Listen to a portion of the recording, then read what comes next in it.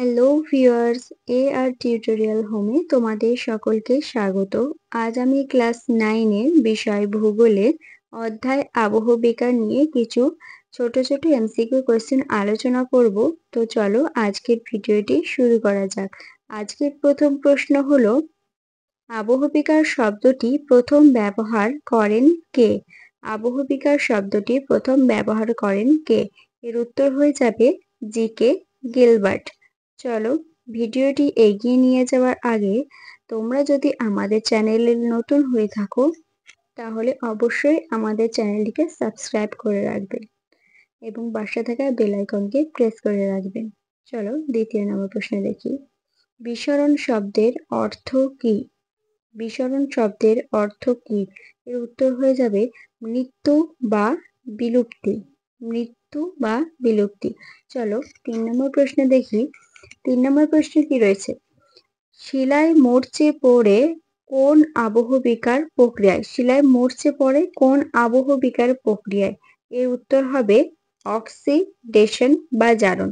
Oxidation বা জারণ প্রক্রিয়ায় শিলায় মরচে পড়ে। চলো 4 নম্বর প্রশ্নে চলে যাই। 4 নম্বর প্রশ্নে কি রয়েছে? স্বল্পমোচন কোন শিলায় হয়? স্বল্পমোচন কোন শিলায় হয়? এর উত্তর হয়ে যাবে গ্রানাইট শিলায়। গ্রানাইট শিলায়। চলো পরের প্রশ্ন দেখি। 5 নম্বর প্রশ্নই কি রয়েছে? 5 নম্বর প্রশ্ন দেখা যাক। যান্ত্রিক আবহবিকার সর্বাধিক লক্ষ্য করা যায় কোন অঞ্চলে? যান্ত্রিক আবহবিকার এর উত্তর হবে উষ্ণ মরু অঞ্চলে। উষ্ণ মরু অঞ্চলে যান্ত্রিক আবহবিকার সর্বাধিক লক্ষ্য করা যায়। চলো পরের প্রশ্ন দেখা যাক। পরের প্রশ্নে রয়েছে 6 নম্বর প্রশ্ন। রাসায়নিক আবহবিকার সর্বাধিক লক্ষ্য করা যায় কোন অঞ্চলে? আগেটা কি দেখলাম? যান্ত্রিক আবহবিকার। এবার হবে রাসায়নিক আবহবিকার। রাসায়নিক আবহবিকার সর্বাধিক লক্ষ্য করা যায় উষ্ণ আর্দ্র অঞ্চলে। চলো 7 নম্বর কোশ্চেন দেখা যাক। 7 নম্বর কোশ্চেনে পুঞ্জিত ক্ষয়ের ক্ষেত্রে প্রধান শক্তি কি? পুঞ্জিত ক্ষয়ের ক্ষেত্রে প্রধান শক্তি কি? এর উত্তর হবে অভিকর্ষজ শক্তি। অভিকর্ষজ শক্তি। চলো 8 নম্বর প্রশ্নে দেখা যাক। জল জমে বরফে পরিণত হলে আয়তনে কত বাড়ে? জল জমে বরফে পরিণত হলে এর উত্তর হয়ে যাবে 10%। চলো পরের প্রশ্ন দেখা যাক। 9 নম্বর প্রশ্ন। আবহবিকারের ফলে শিলাস্তরের ওপরে সূক্ষ্ম শিথিল শিলা চূর্ণকে কি বলে? এর উত্তর হবে রেগোলিথ। চলো পরের প্রশ্ন। আবহবিকার কয় প্রকার? আবহবিকার কয় প্রকার? এর উত্তর হবে 3 প্রকার। চলো পরের প্রশ্ন। উদ্ভিদ ও প্রাণীর দ্বারা কি ধরনের আবহবিকার ঘটে? উদ্ভিদ ও প্রাণীর দ্বারা এর উত্তর হবে জৈবিক আবহবিকার। চলো পরের প্রশ্ন। 12 নম্বর প্রশ্ন। আবহবিকার কি ধরনের প্রক্রিয়া? আবহবিকার কি ধরনের প্রক্রিয়া? এর উত্তর হয়ে যাবে স্থিতিশীল প্রক্রিয়া বা ধীর গতি প্রক্রিয়া। চলো পরের প্রশ্ন দেখি। কোন প্রক্রিয়ার সাথে অপসারণ যুক্ত? কোন প্রক্রিয়ার সাথে?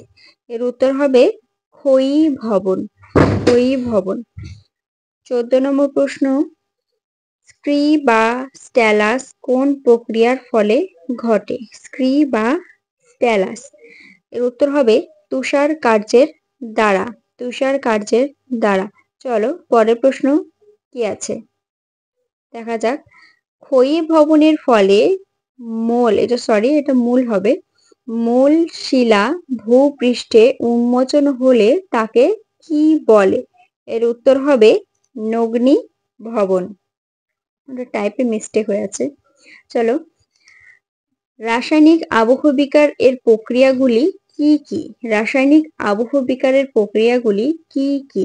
এর উত্তর হবে 1 অক্সিডেশন, 2 অঙ্গারযোজন, 3 জলযোজন, 4 আর্দ্র বিশ্লেষণ।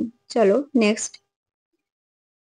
মূল শিলার পরিবর্তন হয় কোন আবহবিকারে? মূল শিলার পরিবর্তন হয় কোন আবহ বিকারে? এর উত্তর হবে রাসায়নিক আবহ বিকারে।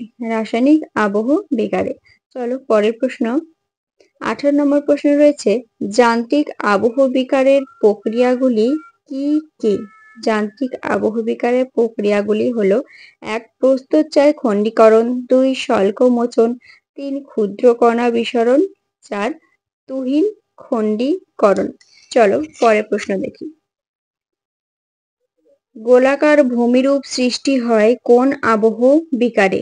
গোলাকার ভূমিরূপ সৃষ্টি হয় কোন আবহ বিকারে? উত্তর হবে স্বল্পমোচনে। চলো নেক্সট। হিউমাস সৃষ্টির প্রক্রিয়াকে কি বলে? উত্তর হয়ে যাবে হিউমিফিকেশন। হিউমিফিকেশন। চলো নেক্সট 21 নাম্বার কোয়েশ্চেন। 21 নাম্বার কোয়েশ্চেনে কি রয়েছে? মাটির ক্ষুদ্র খণ্ডকে কি বলে? মাটির ক্ষুদ্র খণ্ডকে কি বলে? এর উত্তর হবে পেড। চলো পরের প্রশ্ন দেখা যাক। শীতল পার্বত্য অঞ্চলে কোন আবহ বিকার ঘটে? শীতল পার্বত্য অঞ্চলে কোন আবহ বিকার ঘটে? এর উত্তর হয়ে যাবে তুহিন খণ্ডীকরণ। তুহিন খণ্ডীকরণ। চলো পরের প্রশ্ন দেখা যাক। শব্দ সহযোগে কোন আবহ বিকার ঘটে? শব্দ সহযোগে মানে শব্দের দ্বারা। এর উত্তর হবে ক্ষুদ্র কণা বিসরণ। চলো পরের প্রশ্ন দেখি। এলুভিয়েশন কোন স্তরে ঘটে? এলুভিয়েশন। এর উত্তর হয়ে যাবে মাটির এর স্তরে। চলো পরের প্রশ্ন। চুনা পাথর যুক্ত অঞ্চলে কোন ধরনের আবহ বিকার বেশি ঘটে? চুনা পাথর যুক্ত অঞ্চলে। এর উত্তর হবে দ্রবণ।